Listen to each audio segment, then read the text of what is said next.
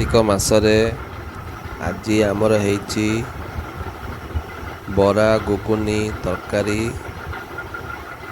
ତା ସହିତ କୋଶଳା ଶାଗରେ କଖାରୁ, ଭେଣ୍ଡି, ଜହ୍ନି ପଡ଼ିକି ଭଜା ହେଇଛି ଆଉ ଭାତ। ଏବେ ଆମେ ଖାଇବା କେମିତି ଲାଗୁଛି। ସମସ୍ତେ ତ ଘୁଗୁନି ଖାଇଥିବ ଭାତ ସହିତ, କିନ୍ତୁ ଆମର ଆଜି ହେଇଛି ବରା ଘୁଗୁନି ସହିତ କୋଶଳା ଶାଗ ଭଜା।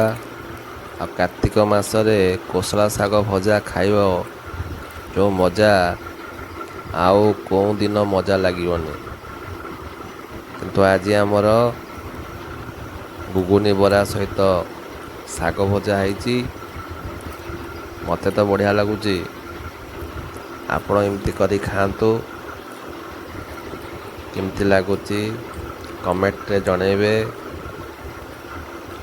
ଆଉ କାର୍ତ୍ତିକ ମାସରେ ଶାଗର ରେଟ୍ ତ ଆପଣ ଜାଣିଥିବେ, ଯେତେବେଳେ ରେଟ୍ ଅଧିକା ତା ଟେଷ୍ଟ ବି ସେମିତି ଅଧିକା। ଆଉ ୟାମି।